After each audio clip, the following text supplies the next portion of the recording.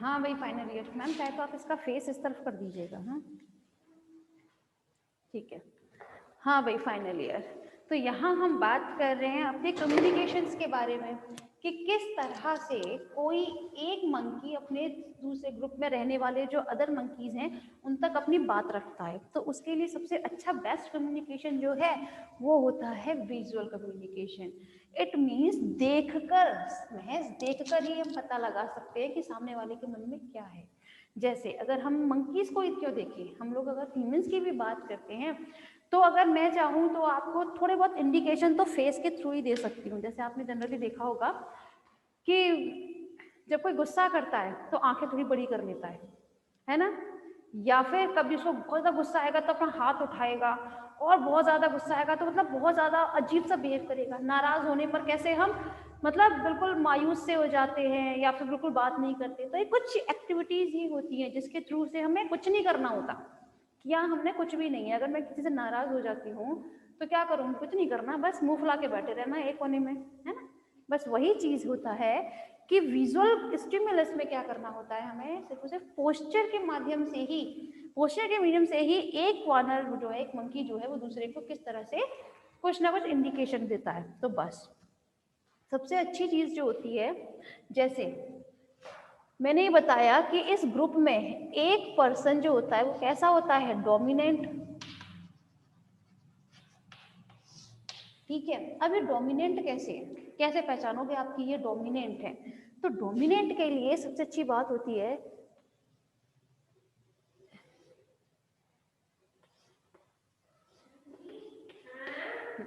ये है जैसे कोई मंकी का मैंने ये पोस्टीरियर पार्ट बनाया है, ठीक है।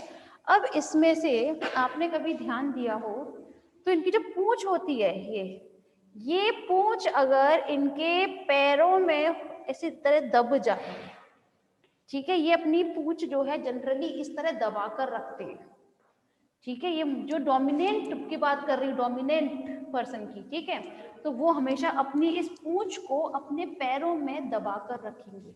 जो चीज किस चीज का साइन होता है, ये स्टिमुलस देता है कि ये है डोमिनेंट पर्सन इस ग्रुप का, ठीक है।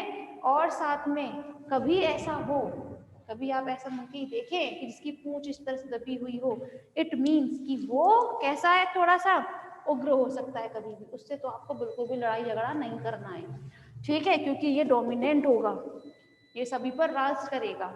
कभी कभी ये थोड़े से उदास होते हैं, कभी कुछ करने का मन नहीं करे कभी इनका, तो उस वक्त ये कैसे पोस्चर रखते हैं, उस वक्त इनके कंधे जो होते हैं, ये शोल्डर थोड़े से झुका लेंगे इस तरह से, ठीक है। थोड़े से मुंह जो है इनका फेस वो थोड़ा सा अंदर की तरफ ले लेंगे अपने हाथों को ऐसे करते हुए, और एक गुमसुम वाली पोजीशन में बैठ जाएंगे।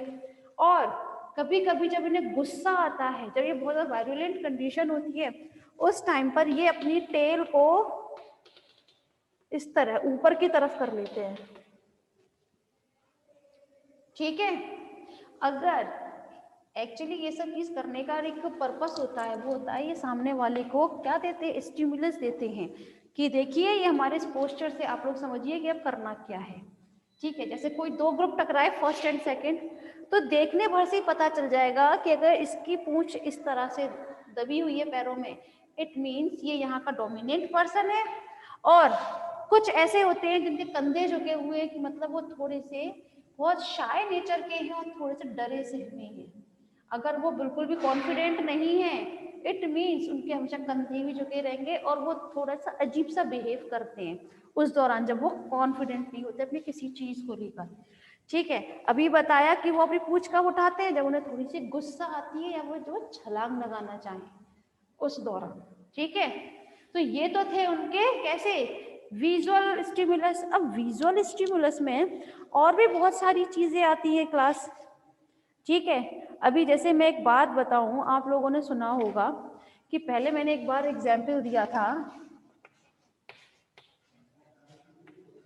हैरिंगल के बारे में, है ना। हैरिंगल में क्या होता था, ये हैरिंगल अपने बच्चों के लिए खाना लेकर आती थी और लाने के बाद क्या करती थी, हमेशा एक साउंड प्रोड्यूस करती थी, साउंड प्रोड्यूस करती थी, एक स्पेशल टाइप का साउंड। फिर इसके जो नेस्ट में सॉरी जो इसके बच्चे होते थे वो इस नेस्ट में से निकलते थे और इसकी जो येलो कलर की जो बीक होती थी उस पर रेड कलर का जो स्पॉट होता था उसको ऐसे टक टक टक टक करते थे। ये तो बताया था। इसका मतलब इसके लिए हेरिंग गिल के लिए ये भी एक इंडिकेशन होता था कि देखो मेरे बच्चे इस वक्त भूखे हैं। फिर ये अपने मुंह में से ही, मुंह का मतलब जो इनके क्रॉप होता है, भाई आप लोगों ने एक बर्ड का तो देखा ही होगा एलिमेंट्री कैनाल, तो उसमें क्रॉप बनाते हैं, है ना। तो क्रॉप में से फिर एक पेस्ट लाइक स्ट्रक्चर निकालते हैं और किसको देते हैं? बच्चों को देते हैं हमेशा। ठीक है, बच्चों को ये देते हैं किसमें से? अपने क्रॉप में से उस खाने को निकाल कर। ठीक है, अब ये दोनों ही टाइप का देखिए यहाँ पे स्टिमुलस मिल गया। फर्स्ट जो है that is a visual stimulus, मतलब बच्चों ने तो जस्ट देखकर हेरिंग गिल की जो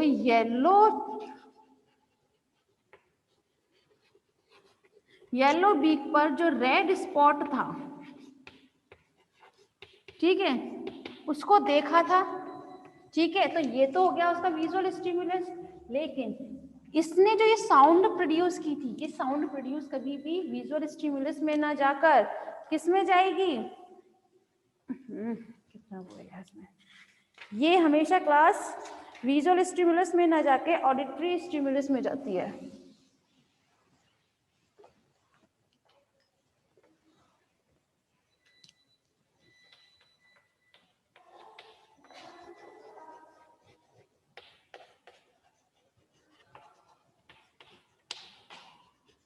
आपने एक ही एग्जाम्पल में दोनों स्टिमुलस के बारे में जान लिया, एक तो visual and secondary is auditory stimulus. अब हमने बात की विजुअल की, तो कि देखने भर से आपने पता लगा लिया कि ये किस कंडीशन में है इस वक्त मंकी आपका। नेक्स्ट है आपका ऑडिटरी स्टिमुलस। ऑडिटरी स्टिमुलस में, हाँ वो सॉरी मैंने ठीक नहीं किया था एक्चुअली, थर्ड है मैम, मैंने ठीक ही नहीं किया ना, ये डायरेक्ट पढ़ाने लग गई थी। ठीक है, हाँ भाई जरा ध्यान दीजिएगा। क्या बता रही थी? हाँ, ऑडिटरी स्टिमुलस के बारे में बात कर रहे थे अब हम, कि आपने देखने भर से, मतलब विजुअल स्टिमुलस के थ्रू तो आपने बता दिया कि डोमिनेंट है, नाराज है, या फिर सेल्फ कॉन्फिडेंस की इसमें कमी है, या कोई और काम है। ठीक है, जैसे अगर मैं एक बात बताऊं, विजुअल स्टिमुलस में आप लोगों ने जनरली देखा होगा कि इसमें जो फीमेल्स होती हैं प्यार बहुत करती हैं अपने बच्चों को, है ना, लेकिन उन्हें खाने कुछ नहीं देती हैं। उनके लिए जो खाना होता है ना, अगर उनको भूख लग रही होगी फीमेल्स को और बच्चों को भी, तो ये फीमेल हमेशा क्या करती है? खुद खाती है, बच्चों को नहीं खाने देती है। इसीलिए कहावत बोली जाती है, कोरा लाड़ बनरिया का। रीजन ही ये है, एक्चुअली वो अपने लिए सोचती है, कभी भी अपने बच्चों के लिए नहीं सोचती है ना। तो ये सब चीज क्या होते हैं, वो गुस्से में अपने बच्चों को हाथ दिखाती है ऐसे, जब वो मतलब नहीं कुछ खाने को देता है और उसको खाना होता है उसकी मदर को, तो उससे पहले छीनेगी, नहीं छीनेगी तो उसको दोस्त लगाएगी, उसको ऐसे डांटता है। तो क्या होता है ये सब? ये होते हैं विजुअल स्टिमुलस जो उसके बच्चे को मिलते हैं जनरली। ठीक है, अब हम पहुंचते हैं अपने ऑडिटरी स्टिमुलस पर। तो ऑडिटरी स्टिमुलस में एग्जाम्पल के तौर पर आपने देखा होगा, जब मंकी बहुत ज्यादा नाराज होते हैं, गुस्से में हो, तो बहुत अजीब सी मतलब खिसियाने वाली आवाज जो होती है ना, अगर मैं आप लोगों से भी बोलूं कि मंकी की आवाज निकाल कर दिखाओ, है ना, तो आप लोग जो एक अजीब सी साउंड निकालेंगे ना, वो इंडिकेशन होता है किसके लिए? हमारे लिए भी, और साथ में उनके ग्रुप में जितने ऑल मेल या फीमेल पर्सन जो है उन सबके लिए एक इंडिकेशन होता है। जैसे मैंने ये बताया, कोई डोमिनेंट पर्सन होता है, ठीक है, अब कोई उसने कुछ बोला, ठीक है, उसमें से कुछ तो बागी निकलते ही हैं, बागी तो सब जगह होते हैं, सब सोसाइटीज में होते हैं, इनके में ज्यादा होते हैं। तो उन पर अपना डोमिनेट करने के लिए, थोड़ा सा मतलब अपना राज करने के लिए, ये डोमिनेंट पर्सन होता है, बहुत जोर से चिल्लाता है उस वक्त, बहुत जोर से, और उनको ललकारता है लड़ाई के लिए। ठीक है, एक इंडिकेशन तो यहाँ ये हो गया ऑडिटरी स्टिमुलस का। ठीक है, कि जब उनको किसी को ललकारना होता है, मतलब फाइट के लिए, उनको कंपटीशन के लिए किसी को कहना होता है, तो वो किसके तरीके से कहेंगे, बहुत जोर से चिल्लाकर, तो शाउटिंग के थ्रू बोलेंगे। वहीं जब उन्हें किसी को अट्रैक्ट करना है, अपनी फीमेल को अट्रैक्ट करते हैं, तो या तो वो किसके मीडियम से करेंगे, किसी पोस्चर के थ्रू करेंगे, या फिर करते हैं ऑडिटरी साउंड की वजह से। ये बहुत तरीके साउंड प्रोड्यूस करते हैं। जब इन्हें भूख लगती है उस वक्त भी अलग होता है, जब ये बिल्कुल खेलने के मूड में होते हैं उस वक्त भी इनका साउंड एकदम अलग होता है।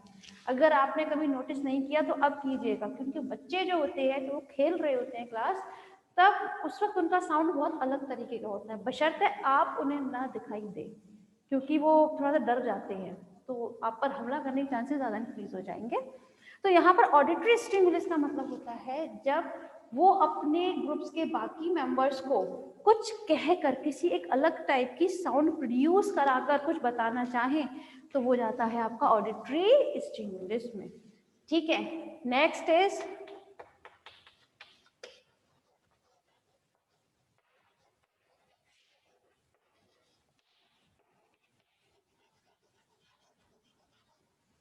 ऑलफैक्टरी स्टिमुलस। ऑलफैक्टरी स्टिमुलस का मतलब होता है कि जब हम स्टिमुलस जो है हमें कैसे मिले, वो हमें सूंघ कर मिले, ऑलफैक्टरी नर्व के थ्रू मिले, तो उस कंडीशन में हम क्या करते हैं, तब वो किसी अपने साथी को थोड़ा सा इंडिकेट करते हैं। किस तरह से करेंगे, ऑलफैक्टरी में हमेशा से आते हैं फेरोमोन। फेरोमोन के बारे में तो आप लोगों को बताया ही था ना, फेरोमोन क्या होता है क्लास, और ये भी बताया था कि हर एक एनिमल में और हर एक पर्सन में एक अलग अलग टाइप के फेरोमोन सीक्रेट होते रहते हैं। तो ये फेरोमोन के थ्रू कोई भी मेल अपनी फीमेल को फेरोमोन के थ्रू ही अट्रैक्ट करता है। ठीक है, अट्रैक्ट सिर्फ मेल ही नहीं करता है बल्कि फीमेल भी करती है कभी कभी, और इनका जो इंडिकेशन होता है वो फेरोमोन के थ्रू ही होता है। और ये अट्रैक्ट करते हैं किसके लिए, फॉर कोर्टशिप, है ना, किसके लिए करते हैं, कोर्टशिप के लिए करते हैं। अच्छा, अब यहाँ पर ये सवाल आता है कि कोर्टशिप क्या होता है। तो क्लास में एक बात बता दूं, अगर आप लोगों को याद हो तो जब मैंने कॉन्सेप्ट ऑफ इथोलॉजी बताया था, उस वक्त कोर्टशिप जैसे वर्ड का यूज किया था। जब थ्री स्टिकल उसके बारे में बताया था, फिश के बारे में, है ना, थ्री स्टिकल स्टिक बैक, उसमें क्या बताया था कि जब उनका ब्रीडिंग टाइम होता है तब वो कोर्टशिप के लिए थोड़े से कैसे हो जाते हैं, अपनी सीमा निर्धारित कर देते हैं कि अब मेरा है, अब यहाँ पर कोई नहीं आएगा। तो वो उस वक्त आड़ी टेढ़ी मेढ़ी जो ये इस तरह से घूमते हैं ना फीमेल के चारों ओर, वो क्या होता है, फॉर कोर्टशिप। ये अपने जो उनका अदर सेक्स का जो पार्टनर है उसको अपनी तरफ अट्रैक्ट करते हैं हमेशा। ठीक है, और अट्रैक्ट करने के लिए जो प्रोसेस है इसी को हम कोर्टशिप नाम देते हैं। ठीक है, कि ये कोर्टशिप के लिए ही क्या करेंगे, ये एक दूसरे को अट्रैक्ट करते हैं, और किस मीडियम के थ्रू करेंगे, फेरोमोन के थ्रू करेंगे।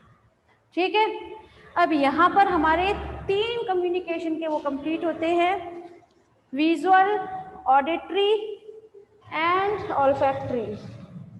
Next is tactile stimulus. Tactile mean होता है क्लास जब हमें कोई इंडिकेशन छूकर पता चल जाए। जैसे अगर आपकी इस वक्त थोड़ी सी स्किन ड्राई हो रही है, मैं आपको थोड़ा सा टच करूंगी, मुझे पता चल सकता है कि हाँ आपकी स्किन थोड़ी सी ड्राई हो रही है, तो वो सब चीज़ें किस में जाएंगी, टैक्टाइल स्टिमुलस में जाएंगी, कि जब हम किसी को छूने भर से हम अंदाजा लगा लें। ठीक है, तो वो स्टिमुलस कैसा होता है, टैक्टाइल। अब मंकीज में कैसे होता है, मंकीज में ये जो कम्युनिकेशन होता है वो टैक्टाइल के मीडियम से भी होगा।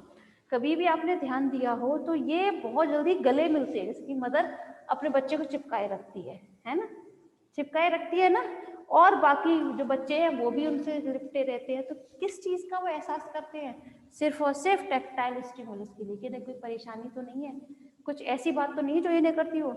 अच्छा, ये टैक्टाइल स्टिमुलस सिर्फ और सिर्फ मंकीज में ही नहीं और भी एनिमल्स में देखने को मिलता है। जैसे आपने देखा होगा जो डियर, एंटीलोप जो होते हैं, डियर एंड एंटीलोप, ये भी हमेशा जब मिलेंगे ना तो गले ही मिलेंगे, ये गले ही मिलते हैं हमेशा, जो ये गले मिलने की वजह से ना ये एक दूसरे की थोड़ी सी फीलिंग्स को एब्जॉर्ब कर लेते हैं, सॉरी, ये थोड़ा सा मतलब गेन कर सकते हैं, समझ सकते हैं कि सामने वाला किस परेशानी में है या खुश है।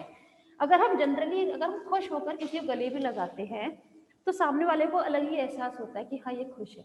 कभी आप रोते हुए किसी को लगाओ, भले आप उससे कुछ मत कहो, से थोड़ा दुखी होंगे, उस वक्त आप किसी को गला लगा कर देखो, आपको खुद को एहसास हो जाएगा कि हाँ ये थोड़ा सा परेशान है ना, क्योंकि दोनों ही कंडीशन में उसकी जो फीलिंग्स है वो थोड़ी सी चेंज हो जाती हैं। तो इसी वजह से उनमें जो एक वो रहता है कम्युनिकेशन, वो एक होता है टैक्टाइल स्टिमुलस की वजह से। ठीक है, तो क्लास मुझे ये बताएं, समझ में आया यहाँ तक?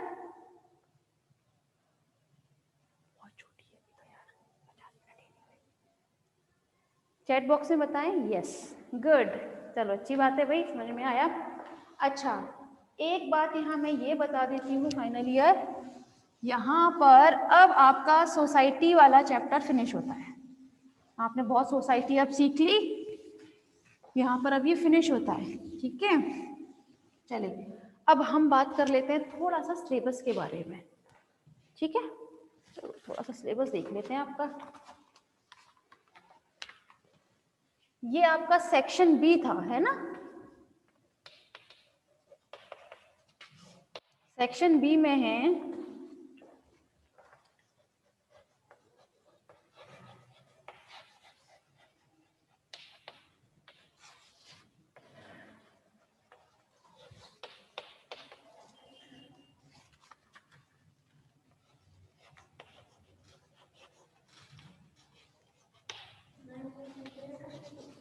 सॉरी,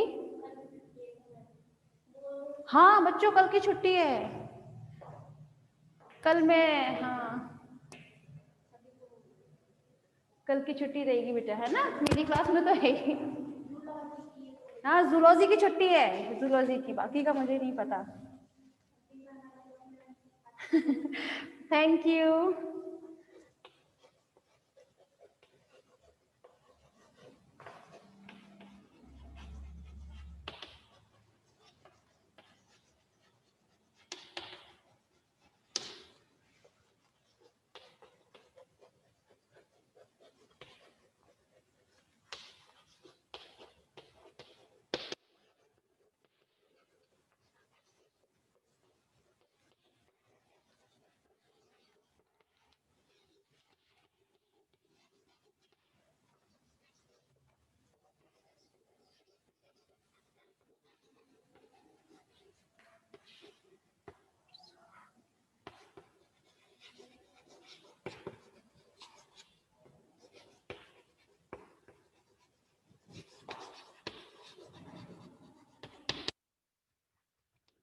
अच्छा, अब फाइनली अगर आप सिलेबस को देख लें,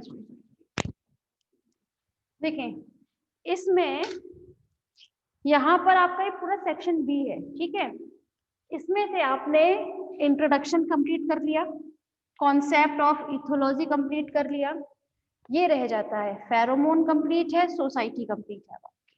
ठीक है, मतलब अब आपके रह गए हैं ये 1, 2 एंड 3 टॉपिक। ठीक है, अच्छा एक बात और, ये 3 टॉपिक जो है, एक तो आपके सिलेबस में सिर्फ 70% है, ज्यादा नहीं है। ठीक है, और मेरे पास सिलेबस आया नहीं है मुझे।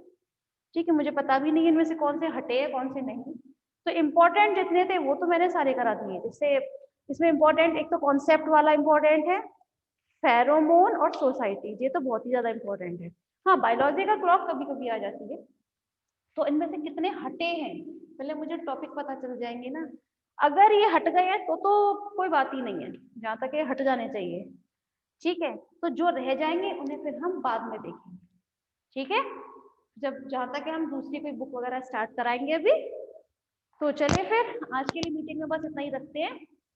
ठीक है, मैंने ये सिलेबस इसलिए बताया जिससे आपको थोड़ा सा अंदाजा रहे कि भाई कितना अभी रह गया है और क्या करना है। तो भी पहले मैं सिलेबस मिल जाएगा, मैं उसके अकॉर्डिंग करती हूँ। ठीक है बेटा, चलो ठीक है।